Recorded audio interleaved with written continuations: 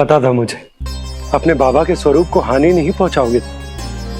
सही कही तुमने। पिता की छवि ही पिता के समान भी आनंदीय होती है। ब्रह्मासुर, ब्रह्मासुर। ये मैं अपने वास्तविक रूप में कैसे आ गया?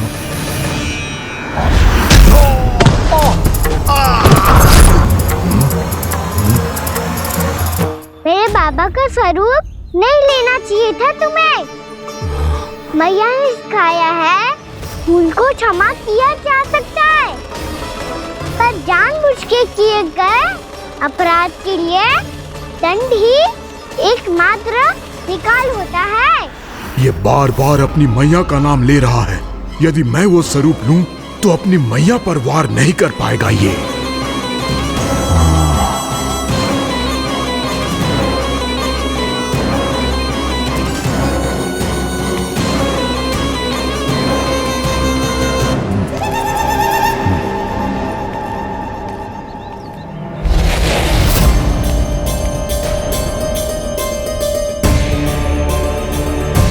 लल्ला, मैं तेरी मैया हूँ। अपनी मैया को मारेगा? बच गया। समझाया था, पर तुमने एक बार फिर से मूर्खता कर ही दी। इस पर तुमने पहले से भी बड़ी और पहले से भी भयंकर भूल किया ब्रह्मासुर।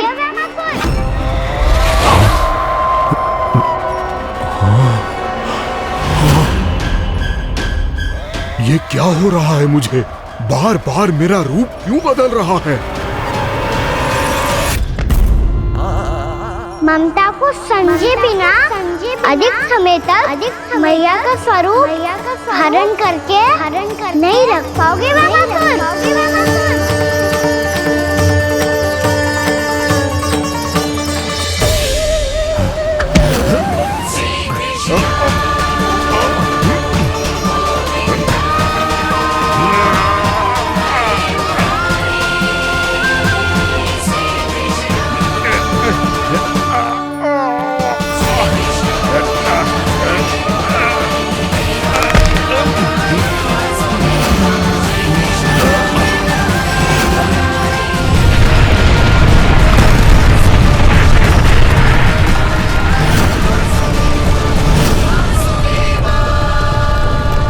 प्रभु के क्रोध से धरती भी कांपने लगी है।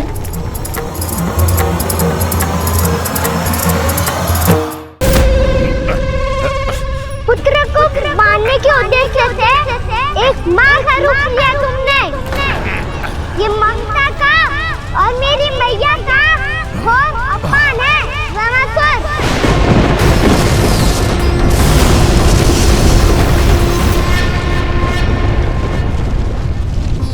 इससे पहले इस असुर के कारण निर्दोष प्राणियों का कोई अहित हो, मुझे कुछ करना होगा। यदि मैं माया का स्वामी हूँ तो आप भी बल के स्वामी हो। दाऊ, अपनी क्षमता, अपना सामर्थ्य स्मरण करो।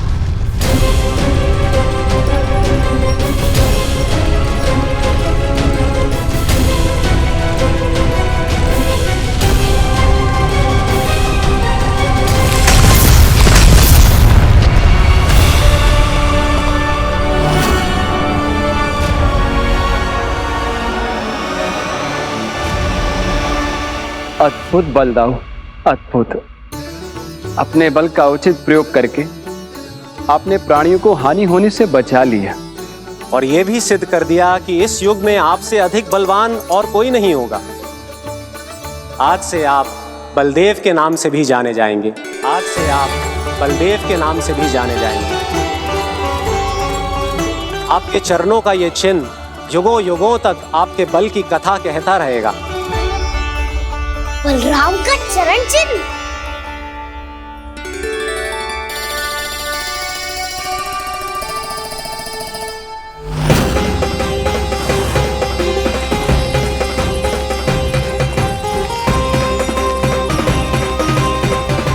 मेरी माया से आज तक कोई नहीं बच पाया है। एक बार मुझे छोड़कर देखो, फिर पता चलेगा कि मैं हूँ कौन। पहले ये तो देख लो कि मैं कौन हूँ।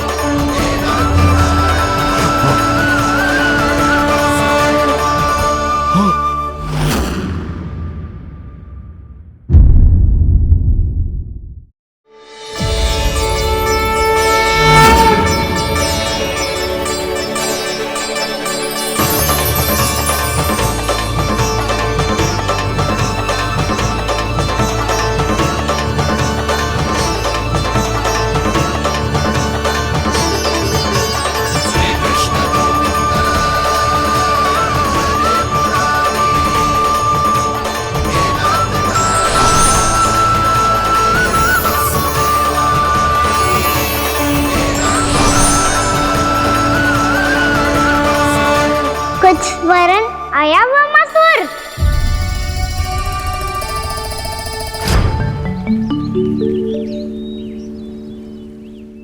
बहुत समय पहले की बात है, बहुत बड़े भूमाकर राज करते थे तुम्हें महान राजा भीमम के नाम से जाना जाता था।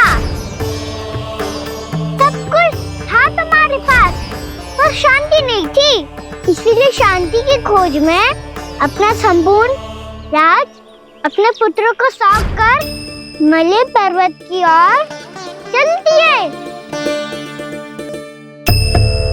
अनेक वर्षों की तपस्या के बाद तुम्हारे तप की कीर्ति चारों ओर फैलने लगी और फिर सच्चे तपस्वी की धूप में तुम्हारी ख्याति से प्रभावित होकर महर्षि उलट तुमसे भेंट करने आए। राजा भीमरथ, आपने ईश्वर की प्राप्ति के लिए सब कुछ छोड़ दिया, पर अपना अभिमान नहीं छोड़ पाए। इसीलिए मेरे आगमन पर सम्मान के साथ खड़ा होना तो दूर, मेरा अभिवादन भी नहीं किया। अभिमान तपस्वी का गुण नहीं होता है राजन, अभिमान राक्षसी गुण है। इसलिए मैं आपको श्राप देता हूँ कि आप अगले जन्म में एक राक्षस के रूप में जन्म लेंगे, एक राक्षस के रूप में जन्म लेंगे।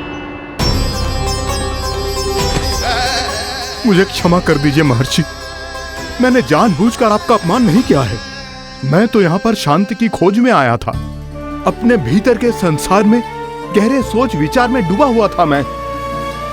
मुझे क्षमा कर दीजिए महर्षि, मुझे क्षमा कर दीजिए।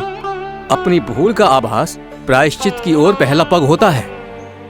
मैं अपना श्राप तो वापस नहीं ले सकता, परंतु आपको एक वचन अवश्य दे सकता हूँ। जब भी प्रभु नारायण का अवतार होगा, आपको उचित समय पे वो वरदान देंगे जिसकी आप लंबे समय से प्रतीक्षा कर रहे हैं।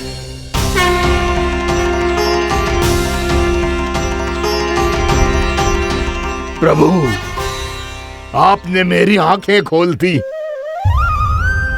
अब मुझे पता चल गया है कि आप कौन हैं और मैं कौन हूँ। इसलिए आप मुझ पर कृपा करके अपने चरणों में स्थान दे दीजिए। मुझे वो शांति प्रदान कीजिए जिसकी खोज में मैं वर्षों से भटक रहा हूँ।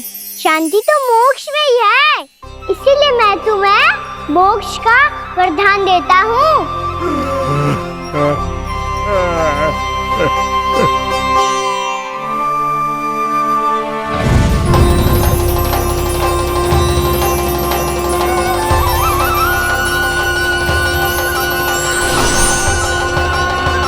प्रभु की ये लीला सदैव स्मरण रखी जाएगी।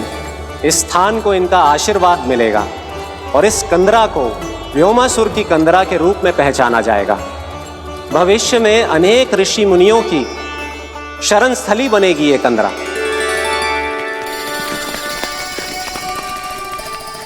ये कोई साधारण बालक ना है, ऐसा चमत्कार कोई साधारण बालक थोड़ी ना कर सकते है।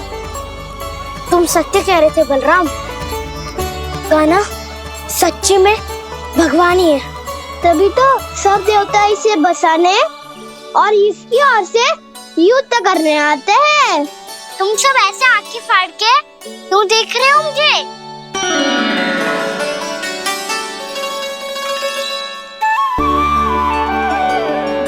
बलराम, तुम बलवान हो और कान्हा भगवान है।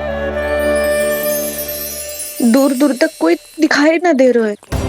ना जाने किस हाल में होंगे बालक। कहीं हम ही तो मार्ग ना भटक गए शीघ्रता के चक्कर में। अब तो एक पग भी ना चलो जा रहे हो। जल, किसी के पास जल है क्या? कंठ तो मेरा भी सूख रहा है मौसी। भाभी, निकट ही जमुना जी है, कहूँ तो वहाँ से जल ले आओ। मैं भी जा रही हूँ भाभी, एक से भले दो। हाँ चल,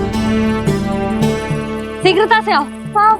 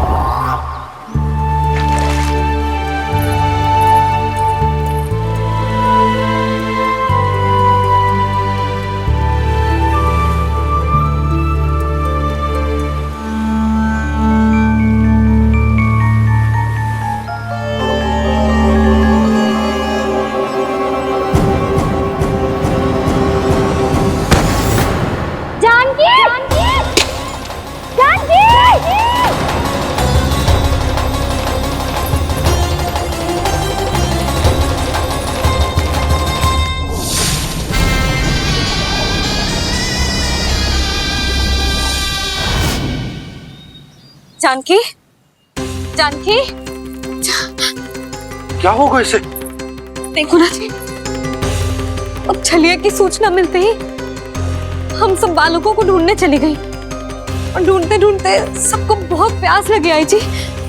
तो जानकी जमुना जी की नदी से जल लेने गई और उसने जमुना जी का पानी पिया और उसकी जेदशा हो गई। बालक कहाँ है? वो ठीक तो है ना? ऊपर से सब ठीक है, पर भीतर से बहुत भयभीत है सब। जानकी तो बिल्कुल नीली पड़ गया है। लग तो है विष फैल गया है इसको पूरे तन में। मथुरा के सर्वश्रेष्ठ विदेह जी को बुलाए गए हैं उसके उपचार के लिए। जैसे ही इसने जल को मुंह से लगाया, ये गिर पड़ी। चटपटाने का अवसर भी ना मिलो। हाँ वैद्य जी, और निकटी मृत पशु भी पड़े हुए थे। हाँ, मैंने भी अस्थियां देखी थी। इसका तो यही अर्थ हो सकता है कि समस्या वहाँ के जल में ही हो। वैद्य जी, आप रोगी की नाड़ी पे ध्यान दो ना। जे गोपिया क्या कह रही है उसे सुनने की आवश्यकता ना है। जब तक विष के कारण का पता नहीं चल जाता, हम उपचार कैसे कर सकते हैं रानी जी? जी, वो निकट ही यमुना जी में एक विशेष क्षेत्र है। ये सब उसी के जल की बात कर रहे हैं। तब तो ऐसा भी हो सकता है कि किसी विषैले सर्प के काटने का प्रभाव हो। पर सर्प के काटने का चिन्ह ना है उसके तन पे। सर्प जब काटता है तब उसके दांत के चिन्ह बन जाते हैं। मुझे पता है, बड़े बड़े सर्प को काटते हुए देखो है मैंने। एक दिन अब बस कर उज्जवल, ये बड़ी बड़ी हाँकने का समय ना है। पर यदि सर्प ने ना काटा है, फिर जानकी की ये दशा किसने की? अवश्य किसी राक्षस ने की होगी। नाना, कोई विषैला पशु भी तो हो सकता है। यह अवश्य किसी महाविषैले सर्प के विष से हुआ है। सर्प ने भले ना काटा हो, लेकिन ये अवश्य ही किसी महाविषैले सर्प के विष के कारण हुआ है। कालिया नाग। कालिया नाग?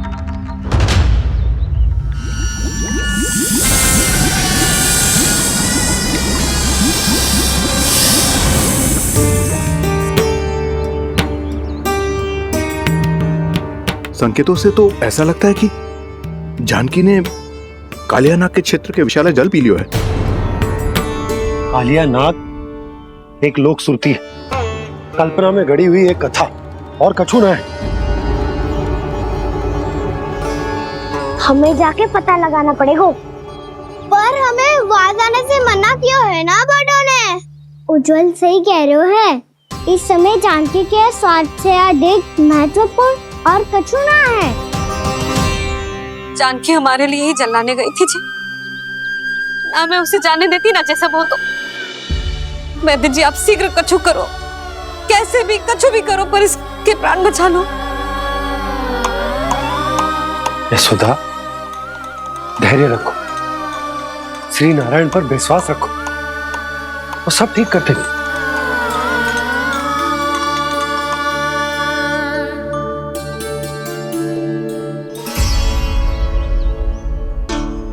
विष की काट की मेरे पास जितनी जड़ी बूटी थी मैंने सब अर्क बना के पिला दी, पर इसकी दशा में अभी तक कोई सुधार नहीं दिख रहा है। यह अंतिम जड़ी बूटी है। अगर इससे भी चमत्कार नहीं हुआ तो फिर जो नारायण की इच्छा।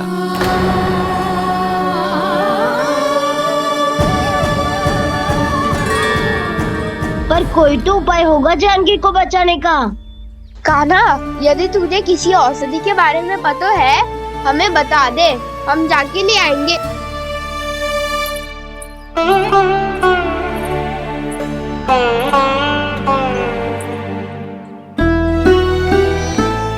हे नारायण, हे प्रभु, मेरी जानकी के प्राण बचा ले प्रभु। ना तो मैं अपने आप को कभी क्षमा न कर पाऊंगी। ये सारी मेरे ही कारण बनाई थी। उसकी रक्षा करो प्रभु, मेरी पुकार सुनो। कान्हा, तूने हमें बकासुर से बचाया था ना? और बकासुर से भी तो, और छलवे से भी तो तूने ही बचाया था ना हमें। क्या ऐसा कोई उपाय ना है जानकी को बचाने का? धन्वंतरी,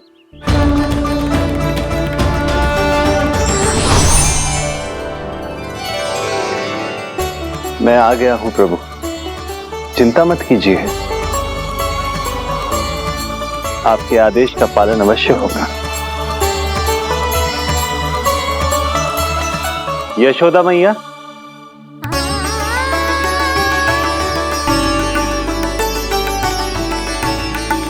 मैया आपको कोई पुकार रहा है।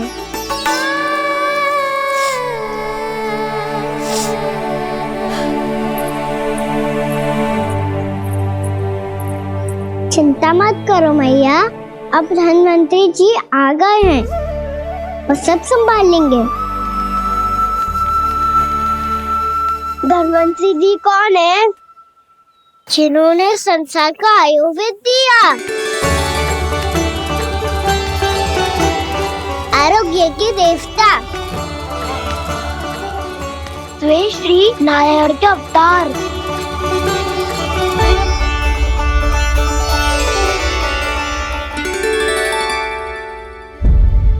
मुझे पता चला है कि आपको वेद की आवश्यकता है। हाँ हाँ, भीतर आइए। आइए आइए वैद्य जी, जी रहे। मथुरा का सर्वश्रेष्ठ वैद्य अर्थात मैं यहां आ चुका हूं और रोगी को जितनी औषधि की आवश्यकता थी सब दे चुका हूं। निश्चित रूप से आपने विष की काट के लिए बहुत ही उत्तम अर्क तैयार किया है, इसीलिए किसी और वैद्य की आवश्यकता नहीं है। किंतु आप अकेले कितना कुछ करेंगे वैद्यराज? मुझे अपना सहायक ही बना लीजिए। पर जो करना था मैं पहले ही कर चुका हूं। हाँ, वो तो आप कर चुके हैं, बस रोगी के तन से विष निकालना शेष है ना वैद्यराज? हाँ हाँ, बस वही शेष है। इनके रक्त को विष रहित करने में मैं आपकी सहायता करूंगा। पहले ये संजीवनी मानी जाने वाली इन लाल फूलों की बूटी को भी घिसना है ना?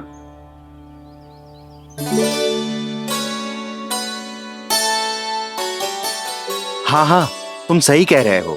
इसे अच्छे से घिसो।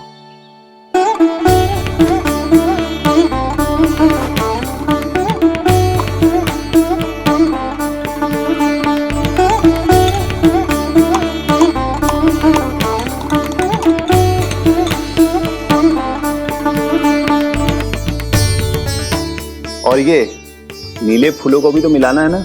हाँ हाँ, अच्छे सहायक बन सकते हो तुम, ऐसे ही श्रम करते रहो।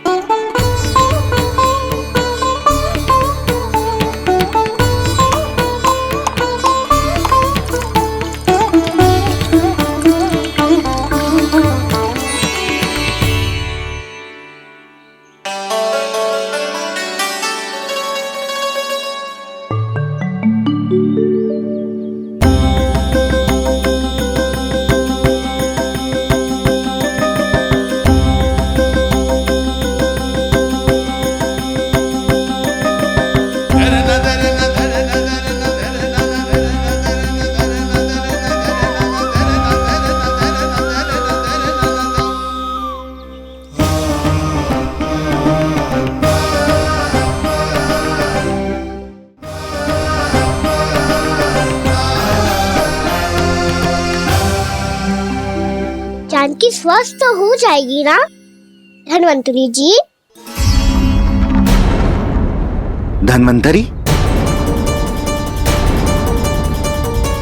प्रभु, अब मैं क्या करूं? आपने तो स्वयं ही मेरी पहचान उजागर कर दी। जी क्या करो कान्हा? आप सब ऐसे क्यों देख रहे हो? मैया कहती है ना, सभी वेद धन्वंतरी जी का ही रूप होते हैं। वाह कृष्णा, चतुर तो हो तुम। वैसे वास्तविक धन्वंतरी मैं हूँ। मेरा अर्थ है वास्तविक वैद्य मैं हूँ। ये तो मेरा सहायक है, मुझे पूरा विश्वास है बिल्कुल ठीक हो जाएगी। वैसे ही थोड़े ना मुझे मथुरा का सर्वश्रेष्ठ वैद्य कहते हैं लोग।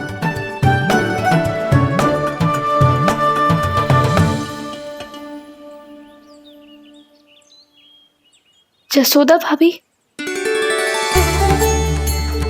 जसोदा जी, जानकी को चेतना आ गई। जानकी, जानकी, जानकी, तू ठीक है ना? क्षमा करना भाभी, मैं आपके लिए जल ना ला पाई। बस बहुत भूख लगी है। मैं अभी कछु लाती हूँ। जानकी माखन खाओगी?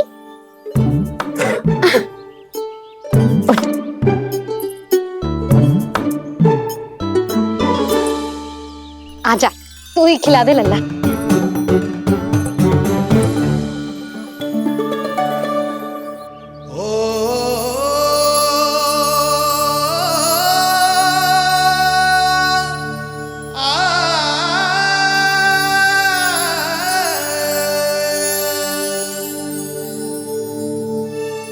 तुम सब मेरे लल्ला को माखन चोर कहती हो ना?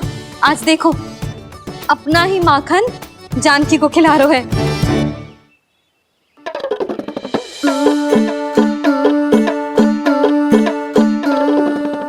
और विश्राम कर लो। सदैव तुम हम सबकी सेवा करती हो, आज मैं तुम्हारी सेवा करूंगा। जानकी की जिद तब हुई जब जय यशोदा काकी की सेवा कर रही थी, और अब देखो स्वयं भगवान ही इसकी सेवा कर रहे हैं। जानते हो इससे क्या सिद्ध होता है? जो भी यशोदा मैया की पूजा करेगा, अर्थात अपने माता पिता की सेवा करेगा, उनके साथ सम्मान से व्यवहार करेगा, ईश्वर स्वयं उसका ध्यान रखेंगे। कभी धन्वंतरी के रूप में तो कभी स्वयं कान्हा के रूप में। भक्त और भगवान का देखो कैसा ये अनुराग, स्वयं करे सेवा प्रभु, अद्भुत गोपी का भाग्य। प्रभु इन सब पृथ्वीवासियों से कितना घुल मिल गए हैं। ना तो ये प्रभु को भगवान मानते हैं और ना ही प्रभु अपने आप को इनसे सर्वश्रेष्ठ समझते हैं। अपने आचरण से ये सिद्ध कर रहे हैं कि ये सभी में हैं और सभी इनका ही अंश है।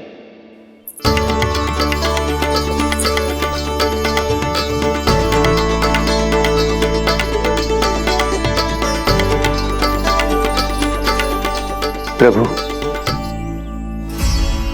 अब मुझे जाने की आज्ञा दीजिए।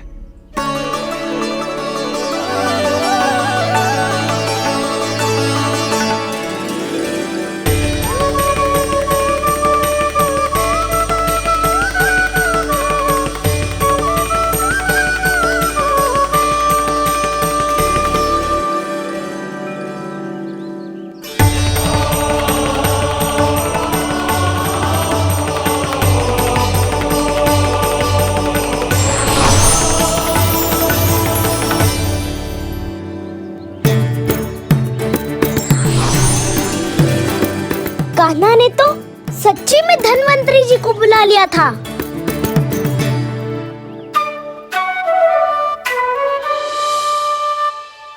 जब से कान्हा का जन्म हुआ है ना, मैं तब से देख रही हूँ, तब से हम पे कोई भी संकट आती है ना, तो अचानक से कोई अपरिचित हमारी सहायता करने आ जाता है। और जाते समय कान्हा की आज्ञा लेके जाते है, और कभी कभी तो इसे प्रभु बोल के जाते है। बाबा संभालो।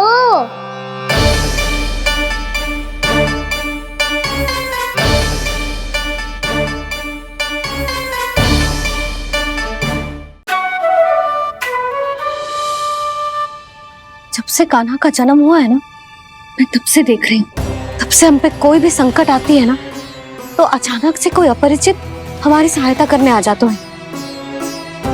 और जाते समय कान्हा की आज्ञा लेके जाते हैं, और कभी कभी तो इसे प्रभु बोल के जाते हैं। बाबा संभालो। यशोदा, इस जानकी को चढ़ो है और विचित्र विचार तुम्हारे मन में है। अरे सब जानते हैं कि हमारा परिवार राजसी, तुम्हें पता ना चलते हो वो, पर हमारे कान्हा को सब राजकुमार ही समझते हैं देखकर। इसीलिए उसे सम्मान देने के लिए सब ऐसा ही करते हैं, और कोई बात ना है।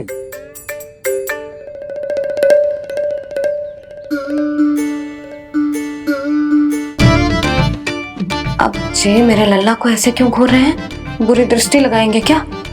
वैद्यराज जी, आपके सहायक तो गए, अब आप यहाँ क्यों? वो क्या है ना, मैं अपने रोगी का निरीक्षण करके पूरी तरह से संतुष्ट होकर ही जाता हूँ।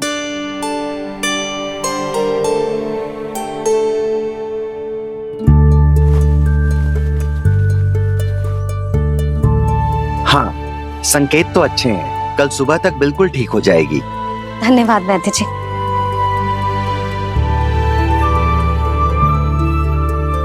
बस तो फिर हम कल पकड़ पकड़ाई खेलेंगे जानकी।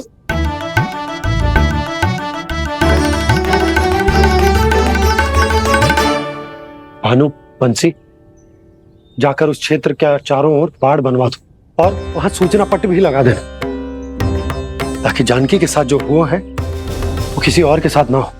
शीघ्र जाओ। जी ठीक है।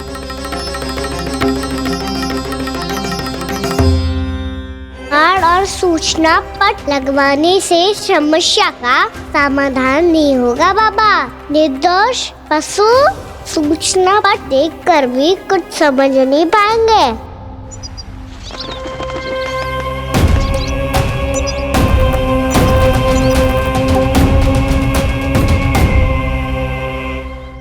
तो तुम्हारे कहने का अर्थ यह है कि व्योमासुर मारा जा चुका है, और वो बालक अब भी जीवित है। हाँ महाराज, मैंने गोप बालकों को कहते सुना था कि कृष्ण ने छलिया को मोक्ष दे दिया है, पर वृंदावन सुरक्षित नहीं है महाराज। वो एक बहुत बड़ी समस्या से जूझ रहे हैं। कैसी समस्या? गांव के निकट क्षेत्र में किसी विषैले सर्प का निवास है।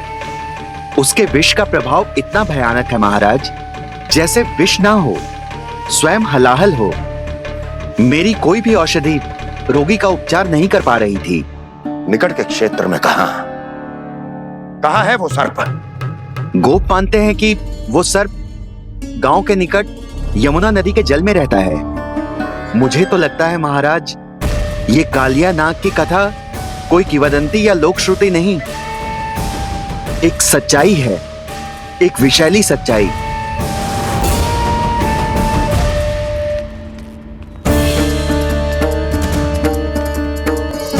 कालिया का सामना करने का समय आ गया है, पर उससे पहले मुझे बुलाना होगा उन्हें।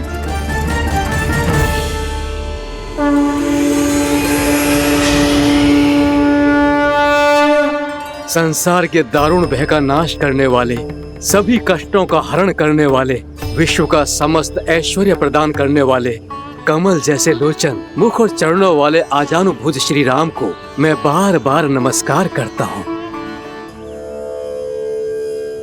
आपदामपहर्तारं दातारं सर्व संपदाम लोकाभिरामं श्री रामम भूयो भूयो नमाम्यहम्। काग पुसोंडी, काग पुसोंडी, काग पुसोंडी। प्रभु क्षमा करें, मुझे जाना होगा।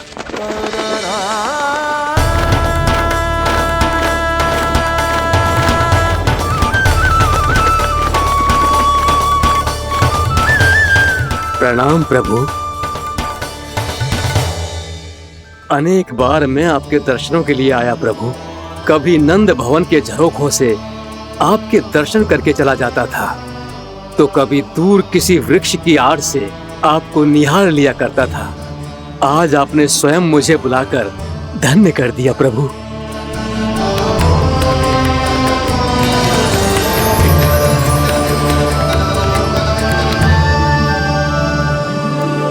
मैंने आपको यहाँ एक विशेष कारण से बुलाया है। आपके श्राप से इस कालिया नाग को मुक्त करने का समय आ गया है। ये तो बहुत ही उत्तम समाचार है प्रभु। इतने वर्ष बीत गए, मुझे आज भी स्मरण है वो दिन जब मैंने उन्हें श्राप दिया था। अपने क्रोध पर नियंत्रण खोकर बहुत बड़ी भूल कर दी थी मैंने प्रभु। बीती हुई घटनाओं पर दुखी होके कोई लाभ नहीं है। हमें भविष्य की ओर देखना होगा।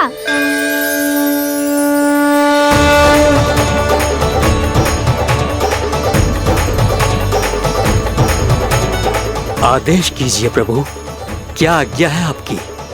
जब मैं कालिया नाग का सामना करने जाऊं, तो आप यहीं रहिएगा। आपको अपने आप पता चल जाएगा कि कब क्या करना है।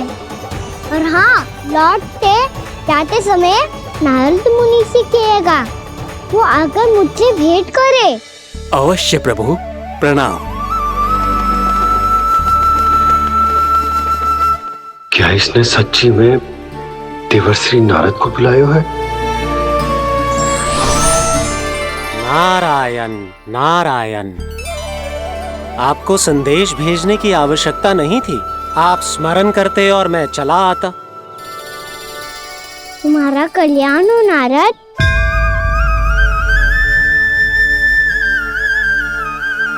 मैंने तुम्हें एक विशेष कार्य के लिए बुलाया है। आज्ञा दीजिए प्रभु। तुम्हें एक बार फिर कंस से भेंट करनी होगी। विचार कीजिए महाराज, क्या आप बिना किसी शंका के कह सकते हैं कि कौन सी पंखुड़ी पहली है और कौन सी आठवीं? उस दुष्ट से भेंट करना स्वयं कीचड़ में उतरने के समान है प्रभु। कमल पुष्प प्राप्त करना हो तो कीचड़ में उतरना पड़ता है नारद। आपका आदेश तो मैं स्वप्न में भी नहीं टाल सकता प्रभु। कंस कालिया नाग के बारे में जान गया है, पर वो उसका सामना करने का साहस नहीं कर पाएगा। मैं आतुर हूँ प्राप्ति, मूर्ख नहीं। मेरी बुद्धि फिर नहीं गई है। मैं स्वयं उस कालिया जैसे महाविषैले सर्प के सामने खड़ा हो जाऊं और अपने ही काल को आमंत्रित कर लूं। तो फिर अपने लाभ के लिए उसका प्रयोग करने का कोई और उपाय सोचिए स्वामी। कुछ ऐसा कीजिए कि यमुना नदी का पूरा जल विषैला हो जाए और वृंदावन वासी उसका उपयोग करे और आपका काल कहलाने वाला वो बालक स्वयं काल के गाल में चला जाए। उत्तम उत्तम सुझाव है प्राप्ति। अब मुझे उस कालिया तक पहुंचने का मार्ग ढूंढना होगा, उसको विवश करने का कोई उपाय ढूंढना होगा, क्योंकि व्यक्तिगत रूप से उससे भेंट करना असंभव है, असंभव। आप सही कह रहे हैं प्रभु। कंस में उतना सामर्थ्य नहीं कि वो कालिया नाग का सामना स्वयं कर सके। वैसे तो कालिया गरुड़ देव का भी सम्मान नहीं करता, तो फिर वो कंस का सम्मान क्यों करेगा भला? नहीं करेगा, पर कंस तुम्हारा सम्मान अवश्य करेगा। नारद तुम्हारी बातें भी सुनेगा और मानेगा भी। ये मेरी योजना का बहुत ही महत्वपूर्ण भाग है। तुम कंस के पास जाओ और कहो कि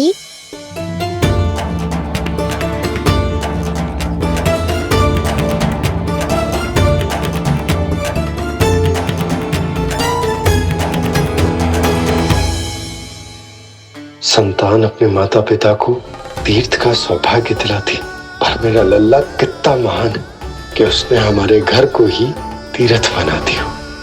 ऐसा तीर्थ जहां मेरी आंखों के सामने भक्त और भगवान का मिलन हो रहा है। जो आज्ञा प्रभु।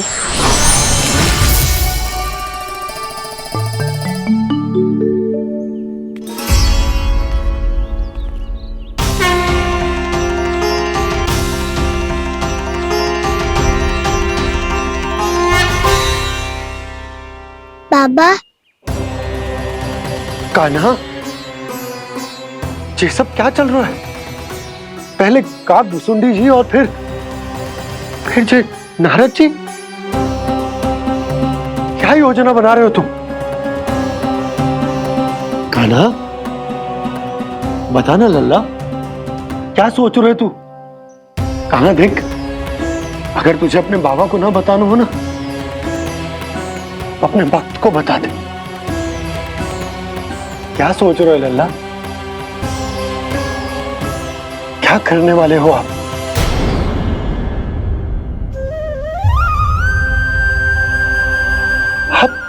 आप इतने दुखी क्यों हो?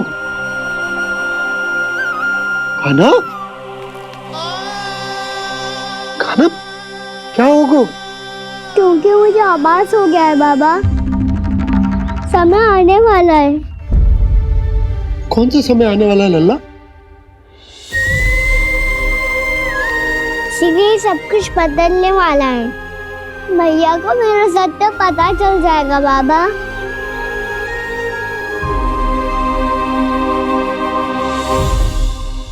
पर लल्ला, इसका काक भुसुंडी और कालिया नाग से क्या संबंध है?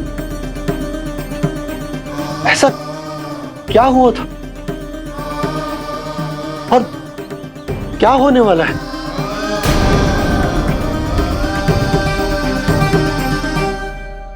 जो होने वाला है बाबा, उसका संबंध उससे है जो सैकड़ों वर्ष पहले हुआ था।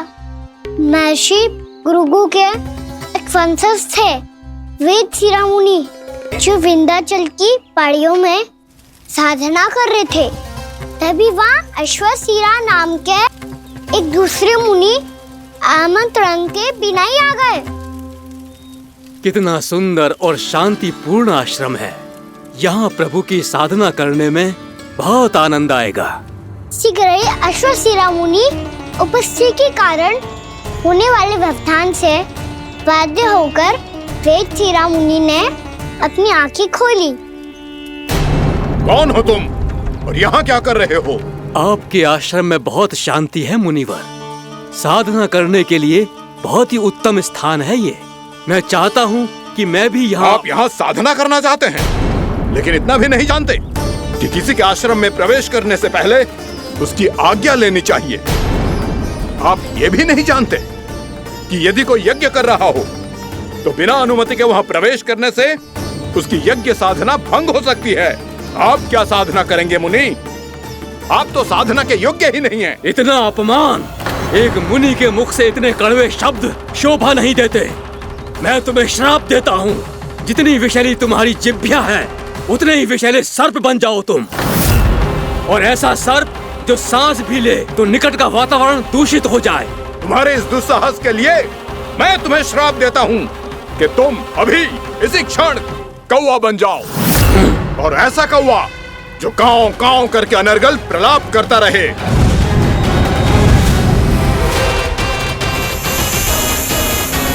ये मैंने क्या किया? ये मैंने क्या किया? क्रोध के कारण दोनों ने एक दूसरे को श्राप दे दिया।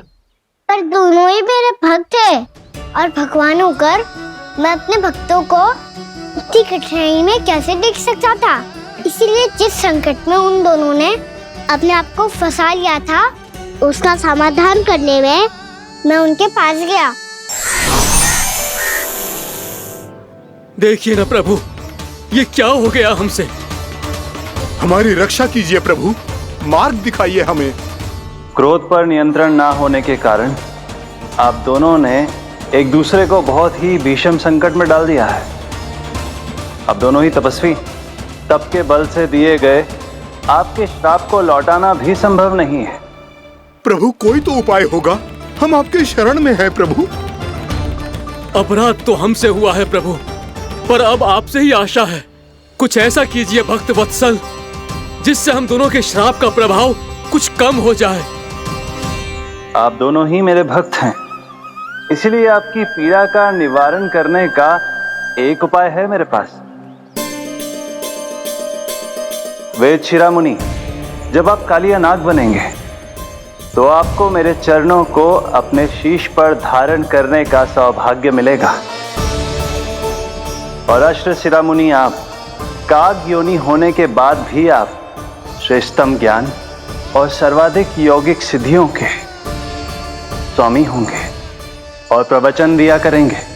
इसके बाद अश्वशिरा मुनि काक भुसुंडी बन गए, जिन्होंने आगे चलकर सेम गरुड़ देव को रामायण सुनाई। और मुनि वेदशिरा महर्षि कश्यप और देवी कत्रियों के पुत्र कालिया नाग बनकर जल में, और अब वही कालिया नाग जमराज में, जिनके कारण जानकी के प्राण लगभग चले ही गए थे। अब कालिया नाग को उचित स्थान पर भेजने का समय आ गया है बाबा। पर ये तो अच्छी बात है कान्हा, वेदशिरा मुनि को दिया हुआ तुम्हारा वचन भी पूरा हो जाएगा, जमुना जी की शुद्धि भी हो जाएगी। इस सब के बाद भी तुम दुखी क्यों हो? क्योंकि इसके बाद मैया के सामने मेरा रहस्य खुल जाएगा बाबा। उन्हें पता चल जाएगा कि उनका बालक कोई साधारण बालक ना है। भविष्य में जो होने वाला है उसे सबके सामने घटने से रोकना मेरे लिए भी संभव ना होगा। मैया को सब पता चल जाएगा। क्या पता चल जाएगा रे मुझे?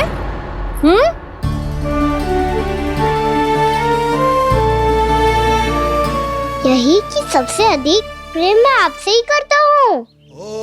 अब बस भी कर, चलो भोजन के लिए बुलाने आई थी तुम दोनों को। भूखा थोड़े ना रहने दूंगी अपने लल्ला को, मेरा लल्ला दुर्बल हो जाएगा ना। आप खिलाओगे तो ही खाऊंगा। हाँ ठीक है, मैं ही खिलाऊंगी। अब चल, आओ जी चल।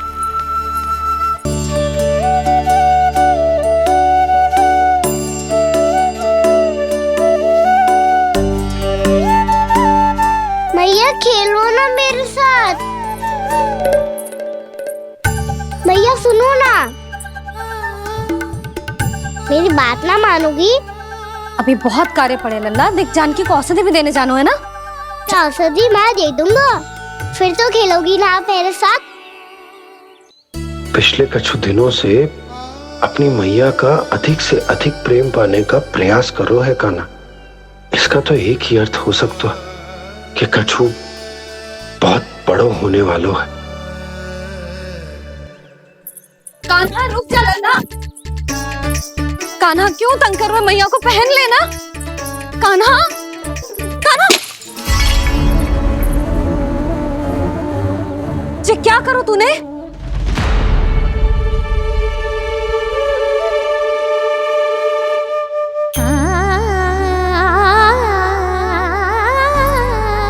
अच्छा ठीक है, अब मुंह लटकाने की आवश्यकता ना है। ये ले।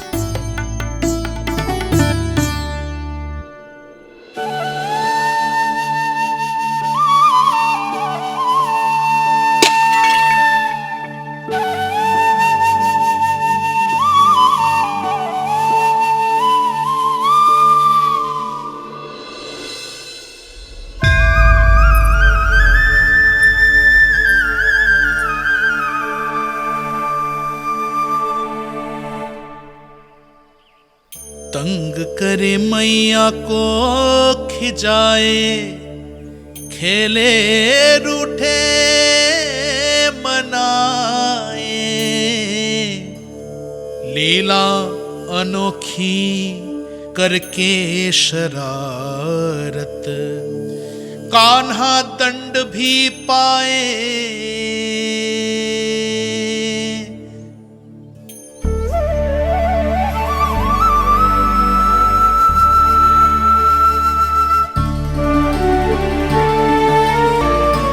रूठना मनाना, खेलना खिलाना, पहले शरारत करके क्रोध दिलाना और फिर क्षमा मांग लेना, ये सब जानबूझकर कर रहे है कान्हा। जैसे जीवन भर के लिए अपनी मैया की ममता को अपने हृदय में समेट कर रखना चाहते हो। कैसे कैसे करूं उस कालिया से मित्रता, कैसे करूं उसका उपयोग?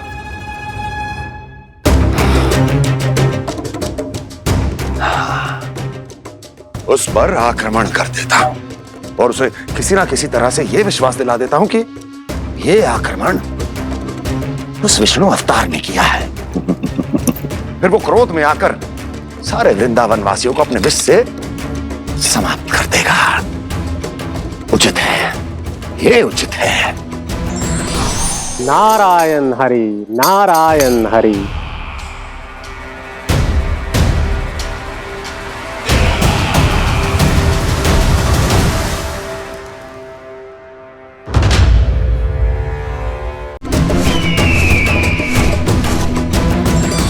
नारायण हरि, नारायण हरि।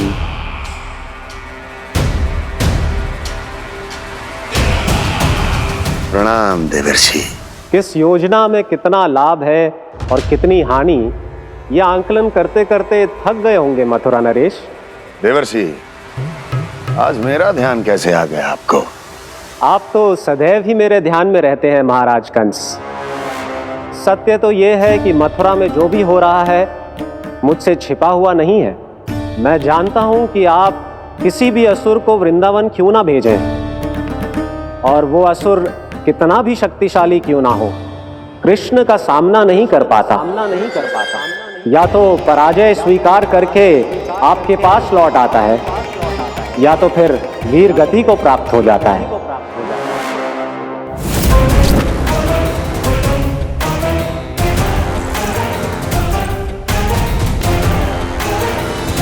वाह, मुझे मेरी असफलताएं स्मरण कराने आए हैं, मेरे घाव को खुरेदने आए हैं, उन पे नमक छिड़कने आए हैं। मित्र को शत्रु समझने की भूल मत कीजिए महाराज कंस। मैं तो आपकी सहायता करने आया हूं। हाँ, और मेरी सहायता। कृष्ण विष्णु अवतार है, आप विष्णु के भक्त हैं। मैं हूं विष्णु द्रोही, फिर भी तो आपके आराध्य को हानि पहुंचाना चाहता है, उसकी सहायता करना चाहते हैं आप। क्या आप निश्चित रूप से कह सकते हैं कि आप ब्रह्मांड के सभी नियमों को अच्छी तरह समझते हैं? अवश्य। आपके लिए बस इतना ही जानना पर्याप्त होगा कि मैं जो कुछ भी कर रहा हूं उसके लिए मेरे व्यक्तिगत कारण हैं। मैं तो बस आपके हित में पिछली बार की तरह एक सुझाव लेके आया था, पर यदि आप मेरा सुझाव सुनना भी नहीं चाहते तो आपकी इच्छा। नारायण हरि, नारायण हरि। कारण चाहे जो हो, इनके पिछले सुझाव के कारण ही आज मेरे शत्रुओं की संख्या कम है। अन्यथा मैं देवकी के अन्य पुत्रों को भी जीवित छोड़ देता और आज वो सब अपने भाई के साथ मिलकर उसकी शक्ति को अनेक गुना बढ़ा देते। ठहरिए देव ऋषि।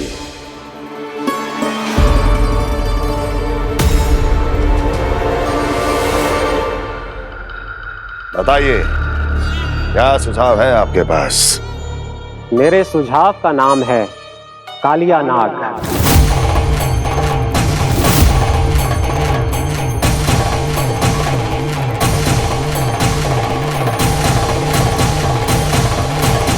उसके विषय में मैं जानता हूं देवर्षि। तो समस्या यह है कि मैं स्वयं उससे मिलने नहीं जा सकता, उससे भेंट नहीं कर सकता। उस कृष्ण की हत्या के लिए उसको वृंदावन जाने के लिए तैयार नहीं कर सकता। तो मत जाइए उसके सामने और ना उसे भेजिए कृष्ण के सामने। हर बार आप किसी न किसी असुर को अपने शत्रु के क्षेत्र में भेजते हैं, जहां शत्रु उसका सामना करने के लिए पूरी तरह से तैयार होता है और आपका असुर मारा जाता है। इस बार शत्रु को युद्ध स्थल चुनने का अवसर मत दीजिए महाराज। इस बार योजना का जाल ऐसे बुनिए कि कृष्ण स्वयं उसके पास जाने के लिए विवश हो जाए। कालिया नाग स्वयं काल है, मृत्यु का दूसरा नाम है। उसके विष का उपयोग अपने लाभ के लिए कीजिए महाराज। वैसे कालिया के विष की अधिकता का अनुमान तो होगा ही आपको।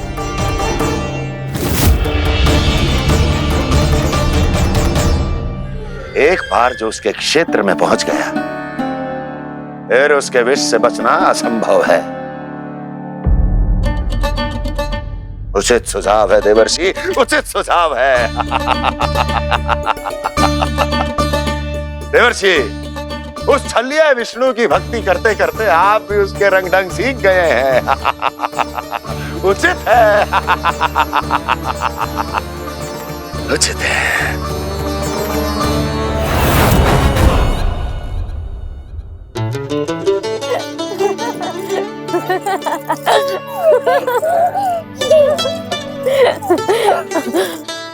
बस बस, बहुत आनंद ले लियो लल्ला। बस अब दूध पी ले। ठहर ठहर, गर्म है। जी ले पी।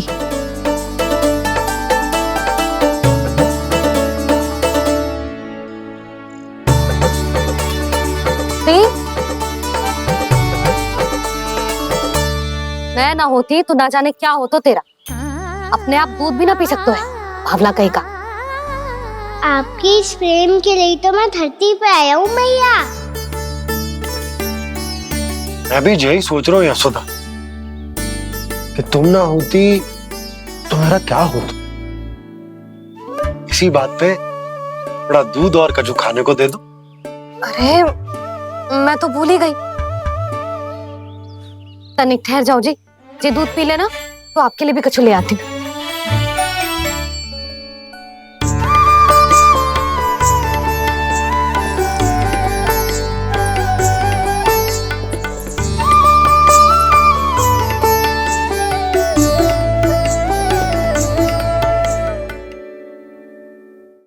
प्रणाम महाराज। आपकी आज्ञा के अनुसार बिल्कुल वैसा ही पत्र तैयार किया है जैसा आप चाहते थे।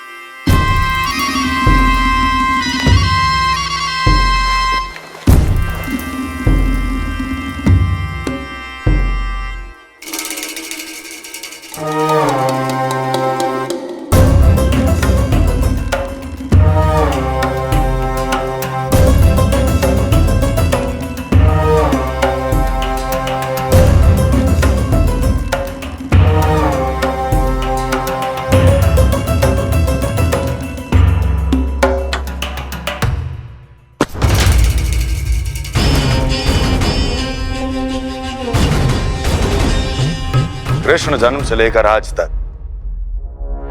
ये मेरी सबसे महत्वपूर्ण योजना है। इसका सफल होना निश्चित है दूत, किंतु केवल वही करना जैसा मैंने कहा है। जाओ।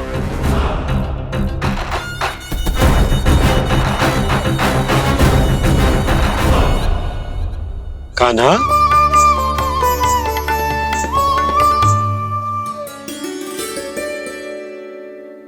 क्या होगा?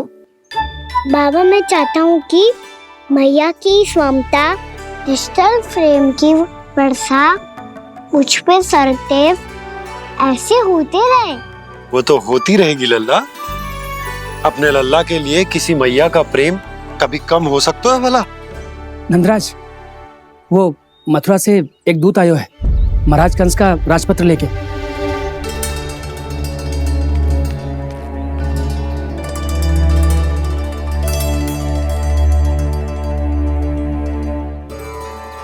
कान्हा, अब क्या करने वाला है?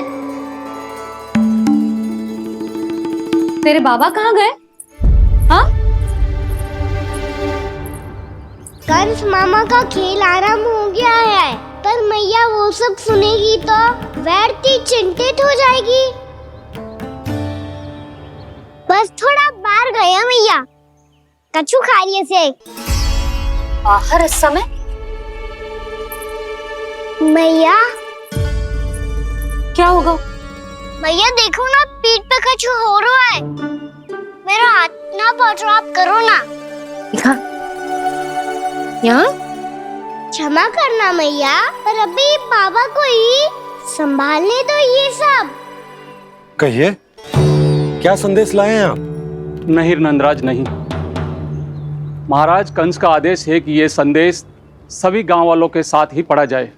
ठीक है, मैं गांव वालों के सामने पढ़ दूंगा, पर मुझे तो दीजिए पढ़ने के लिए। महाराज की आज्ञा का पालन करना आपके लिए भी आवश्यक है नंदराज। सभी गांव वासियों की सभा बुलाइए।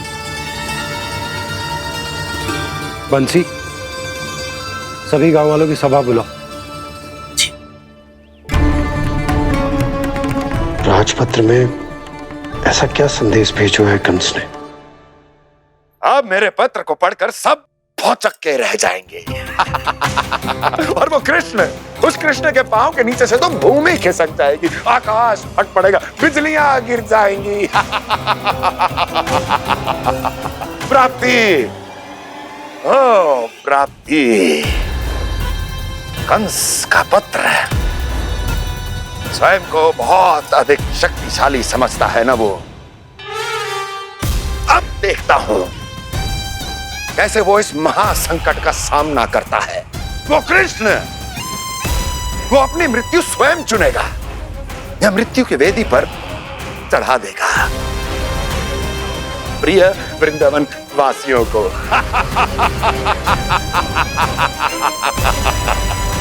अब आएगा आनंद प्राप्ति, अब आएगा आनंद। सबको इकट्ठा करवा के ही पढ़वाएगो। अवश्य ही कोई विशेष संदेश दिया होगा कंस ने। मैं भी यही सोच रही हूँ सुलक्षणा जी, कछु ना कछु तो विशेष है, पर जे हो क्या सकता है? हाँ, बात तो सही है। ऐसा क्या हो सकता है?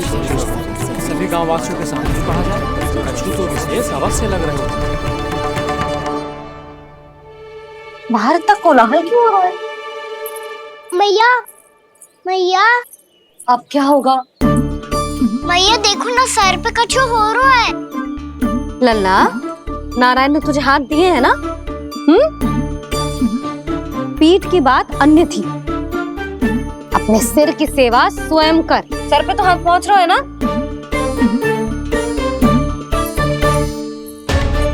मैया सुनो ना, मैया देखो ना, तीव्र कर, कछु हो रहा है। मैया देखो ना, तीव्र कछु हो रहा है।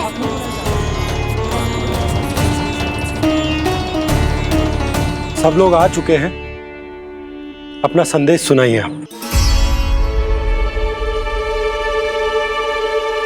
गोपराज नंद और सभी वृंदावन वासियों को सूचित किया जाता है कि मथुरा अधिपति और आप सभी के महाराज कंस ने कल सुबह भव्य पूजा का आयोजन किया है। इसके लिए राज्य को वृंदावन के क्षेत्र के निकट यमुना नदी के मध्य में खिलने वाले 1 कोटि कमल के पुष्पों की आवश्यकता है। इसीलिए आप सभी को यह आदेश दिया जाता है कि ये सभी कमल के पुष्प प्रथम पहर से पहले राजसभा में पहुंचा दिए जाए। वो भी प्रथम पहर से पहले कैसे हो सकता है?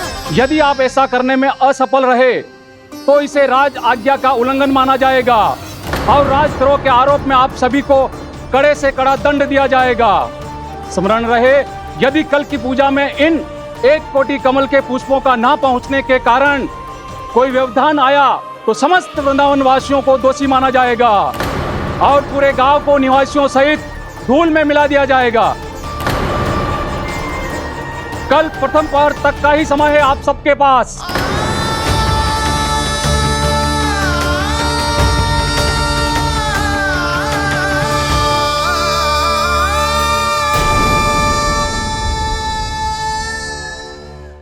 एक कोटि कमल पुष्प, वो भी कल प्रथम प्रहर में?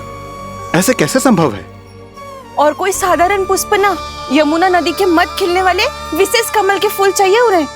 लेकिन यमुना नदी में तो कालिया नाग ने विष घोल के रखा है, तो फिर कैसे हो पाएगा? यह संभव है। हमारी मृत्यु का संदेश भेजा राजा कंस ने। सदैव की भांति इस समस्या पर भी गांव के बड़े ही विचार करेंगे। बालकों का यहाँ होना उचित ना है।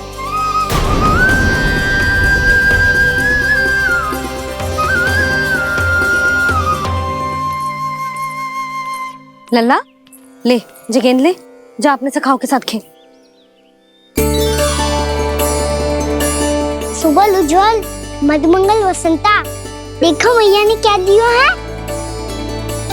चलो खेले, बहुत आनंद आएगा आज।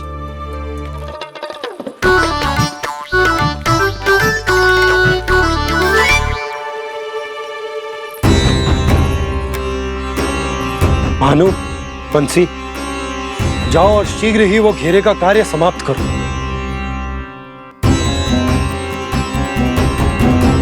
पर कछु ना कछु तो करना पड़ेगा ना।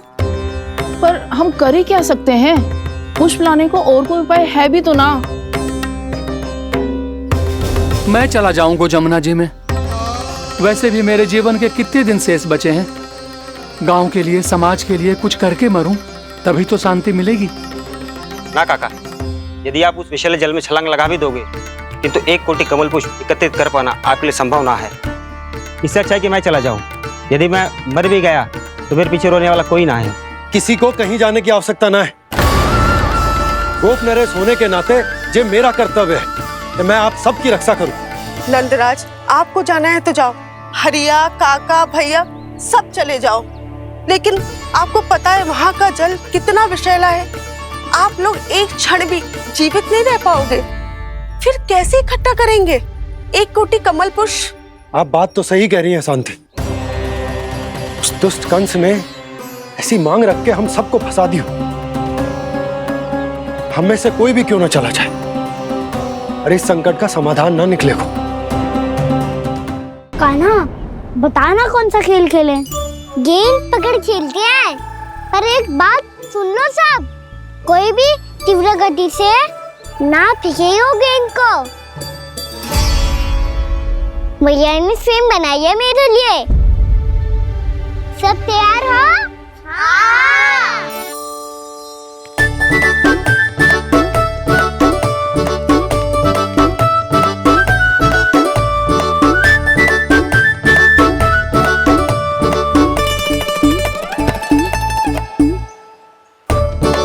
मुझे दो। मुझे दो।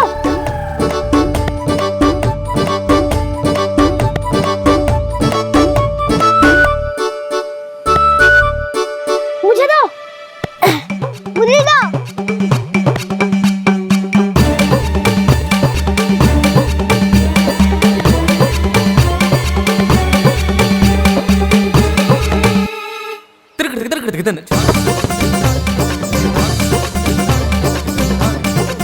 कान्हा, इतनी धीरे से फेंकेगो तो कैसे आनंद आएगो?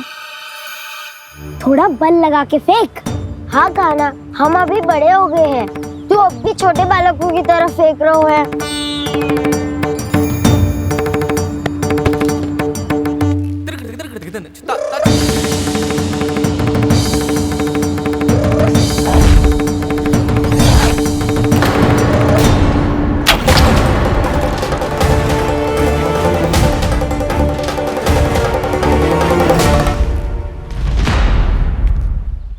ये क्या करो कान्हा, गेंद तो डूब गई।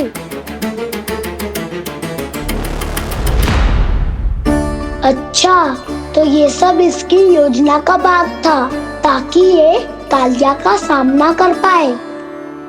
तुम सबने तो कही थी तीव्र गति से देखो सिखवा दी ना मेरी गेम मुझसे नदी में। अब मुझे जाके लानी पड़ेगी। रुक जा कान्हा। जे क्या बोल रहे थे कान्हा? इसमें तो बहुत संकट है। कोई भी संकट मेरी मैया का उपहार खोने से बड़ा ना है। बहुत प्रेम से बना के उन्होंने दी थी। हे नारायण, कोई उपाय समझ में ना आ रहा है। मैया, हम कैसे करेंगे हम अपने गांव की रक्षा? कीड़े पड़ेंगे उस दुष्ट को। यदि उसके कारण किसी के प्राण चले गए तो कौन सा फल मिलेगा उसे इस पूजा का? तुम सही कह रही हो यशोदा। और हमारे पास कोई और दूसरा विकल्प भी तो ना है। यदि हमने मथुरा की राज आज्ञा का पालन ना किया तो इसका दुष्परिणाम पूरे गांव को भुगतना पड़ेगा।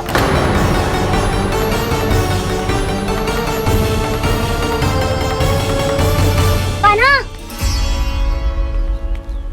तुम्हें पता है कि तो भगवान है, दिव्य है, बहुत शक्ति है तुझमें। पर फिर भी हम तुझे विषैले जल में ना जाने दे सकते। कुछ होगा तो तुम सब इतनी हट कर रहे हो तो ठीक है, ना जाऊंगा। गेंद कहाँ गिरी है, कितनी दूर गई है, ये तो देख लो, ताकि उसे बाहर निकालने का कोई उपाय ढूंढ पाओ।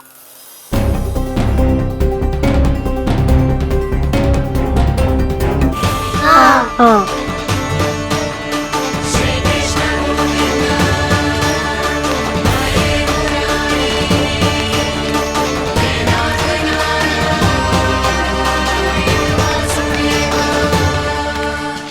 कान्हा की ये लीला तो समझ ही नहीं आ रही।